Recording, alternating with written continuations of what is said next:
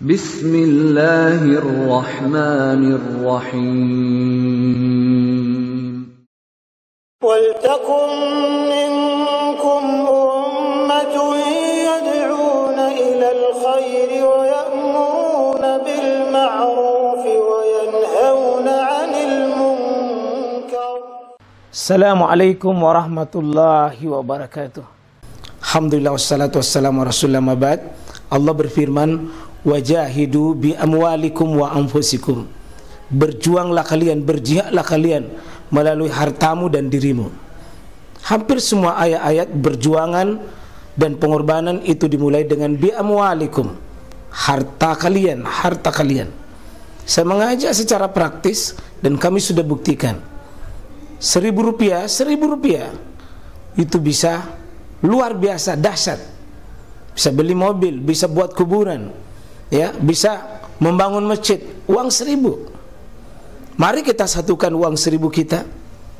Nanti kami jemput di rekening ini, insya Allah bisa kita buat. Di rekening ini, insya Allah kita buat sebuah kekuatan umat dengan Rp1.000. Rp1.000 dahsyat. Kita sujud,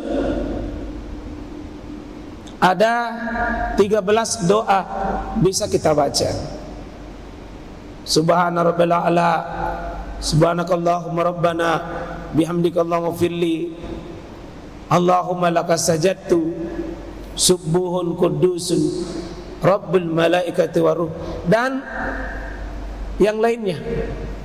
Duduk antara sujud ada 5, variasinya banyak. Tasyahud, ini tasyahud Pak, sering orang lain ujungnya. Bapak bisa dicek itu. Kalau Bapak ambil yang populer di Indonesia ini, ada namanya tasyahud Abdullah ibnu Abbas. Mungkin banyak kita hafal itu dari kecil. At-tahiyatul mubarakatuh salawatut tayyibatu lillah. Ini ada kata at-tahiyatul mubarakatuh salawatut tayyibatu lillah. Assalamualaikum ayuhan nabi wa rahmatullahi wa barakatuh. Assalamualaikum wa ala ibadillahi sholihin. Asyhadu an la ilaha illallah, asyhadu anna muhammadan rasulullah. Ini satu riwayat dari Bukhari Muslim Abdullah bin Abbas. Tapi ada riwayat Pak, 5 riwayat lain itu beda. At-tahiyatu lillahi wassalawatu wattaibat. Ujungnya asyhadu anna muhammadan abduhu wa rasuluh. Jadi jangan at-tahiyatul mubarakatuh baru asyhadu anna muhammadan abduhu wa rasuluh. Jangan at-tahiyatu lillahi lalu ujungnya beda. Ini kami temukan di lapangan banyak yang sambungannya lain. Semoga Pak beri sedikit waktu buat kita untuk menghargai sholat ini sebagaimana Allah hargai. Kalau kita melihat satu-satunya ibadah yang Allah turunkan bukan diterima di bumi, dan dia tidak diwakili oleh Jibril, tapi langsung diterima di langit satu-satunya. Inilah ibadah sholat. Tidak diwakili, langsung Muhammad yang menunjukkan. Urusan sholat itu urusan istimewa, tidak bisa diwakili, langsung dijemput dan tidak diterima di bumi, naik. Haji, puasa Pak, ibadah lainnya, syariat lainnya cukup Jibril di bumi, Mekah atau Madinah tempat diterima ini. Adapun sholat tidak, langsung Allah panggil, diterima di langit. Ini yang saya maksud Pak. Sholat itu penting, bukan yang penting sholat. Kalau itu Pak, jangan sholat sisa-sisa waktu, jangan sholat minimalis, jangan sholat dengan ala kadarnya. Yang penting sholat. Ada aturan Pak. Untuk laki-laki sholat 5 waktunya Pak, Nabi aturkan di masjid, bukan di rumah. Kalau kita buka dalil-dalil, dan kita para ulama, utama sholat berjamaah sekaligus wajib ditegakkan, bukan di rumah. Meskipun ada sebagian kecil dari ulama mengatakan tentang bolehnya, tapi kalau kita buka dalil hadis, Nabi SAW mewajibkan setiap muslim laki-laki. Ada hal yang lebih penting jamaah sekalian. Kalau kita baca Nabi SAW dihibur, diberikan terapi atas musibah, atas masalah hidup. Rasulullah dibawa rekreasi, star masjid, sholat. Sampai di Palestina masjid, sholat. Naik langit pertama, sholat. Sampai langit ke-7, sholat. Semuanya tempat, 9 tempat itu Nabi praktekkan sholat. Berarti hidup ini jamaah sekalian dibutuhkan terapi sholat.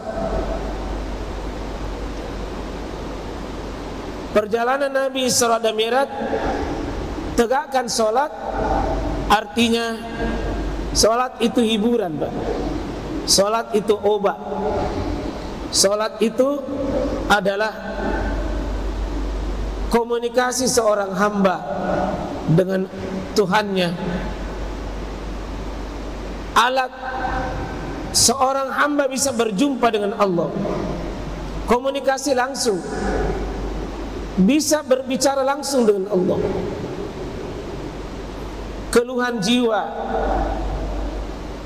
keluhan hidup kita bisa disampaikan lewat dialog kita dengan Allah melalui ibadah sholat.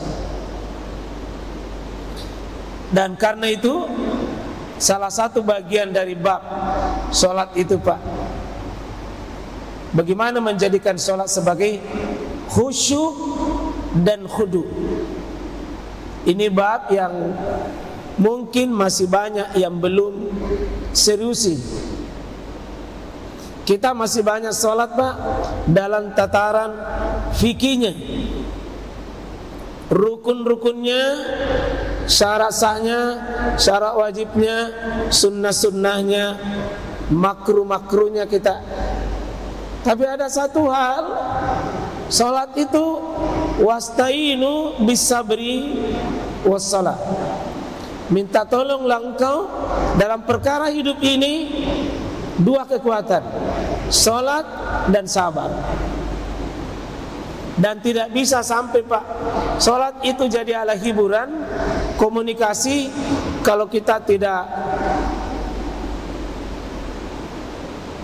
memahami pesan sholat itu. Pesan sholat itu Pak ada namanya pesan takbir. Kalau Bapak takbir, apa yang Bapak hadirkan? Allahu Akbar. Apa yang kita pikirkan? Apa yang kita rasakan? Karena dia yang diulang-ulang, turun, naik, di setelah rukun dia dirubah dengan Allahu Akbar, Allahu Akbar. Kurang lebih 96 kali kita hadirkan ini Pak. Allah pasti tahu manusia itu butuh tempat bersandar.